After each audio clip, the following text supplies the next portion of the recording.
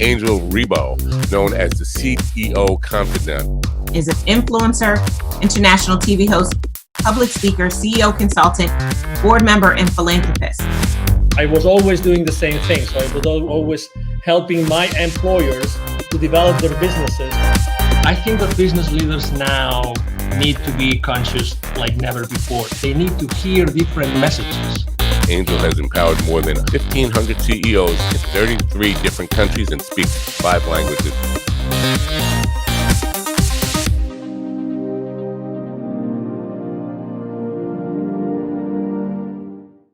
Hello, everybody. This is Angel Rebo, the CEO Confidant, and also the president and co-founder of the Wisdom for Kids Foundation.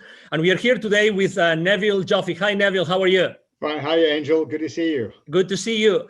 Absolutely. So for those that don't know Neville Joffe still, he is an executive educator. And, for the last 25 years, he's trained more than 20,000 C-level executives and business operators, in order to help them understand the financial implications of their business decisions.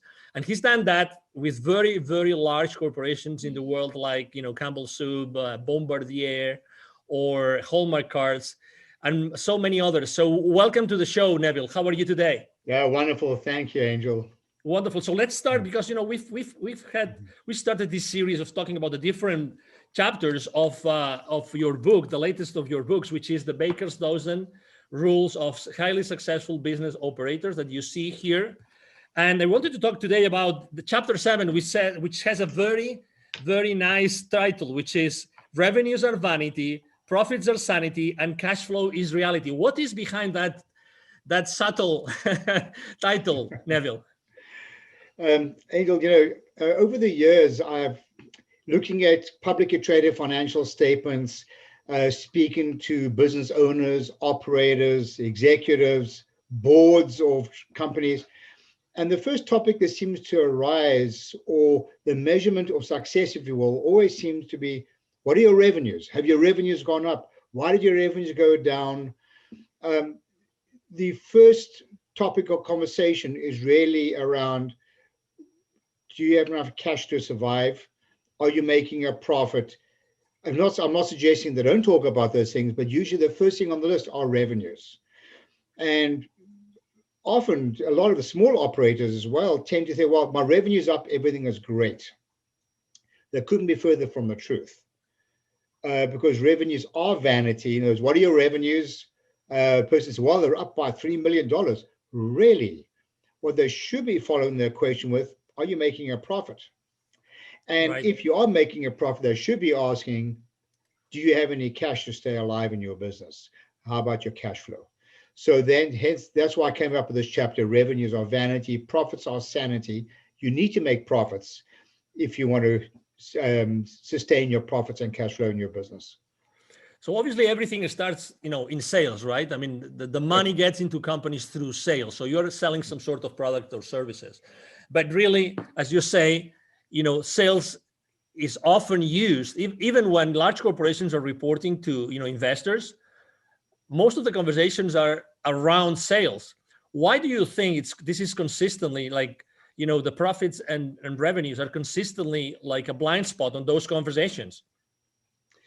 I think a lot of it is naivety, Angel. What happens is there's a distinct disconnect between those people. Let me start from the top. There's an alignment between investors, the board, and the CEO. Well, they better be aligned, or the CEO won't last very long. But there's a disconnect between the CEO and the C-suite, and even a bigger connect between the C-suite and those people in day-to-day operations. Ultimately, those people in operations, and I said this on previous interviews as well, and I'm going to just stick with it because it's so important. Ultimately, those people in operations are the ones who are essentially signing the checks in the corporation. They were making decisions. You spoke about sales. So people in sales are the ones who are discounting. Do they even know how much volume they've got to sell to offset a discount to maintain the same gross profit? I can count literally on one hand how many people give me the right answer. They've never even thought to even ask a question. Have they thought about you're going to increase your sales and so revenues go up? Have they thought about the additional resources that are needed to support those sales? This really speaks to chapter 3 of the book.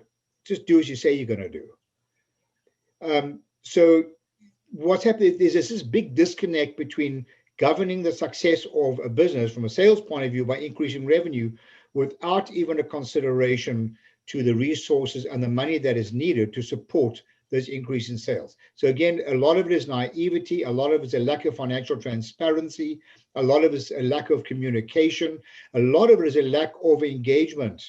In fact, if you look up on the top corner of my screen, we talk about driving sustainable profits and cash flow. The word sustainable is the opposite word, but to do that, we need to engage our employees, we need to educate them, and only when we do that is it reasonable to hold them accountable. So a lot of this is a big disconnect in communication and education. All right, we have identified this issue, this problem, this blind spot. What can we do to fix it? First of all, another chapter we'll talk about later on is not everything interesting is useful. Right. And don't evaluate numbers in isolation. So the way to fix this is to deal with the root cause of the problem, not the symptoms, and not to keep doing the wrong thing more efficiently.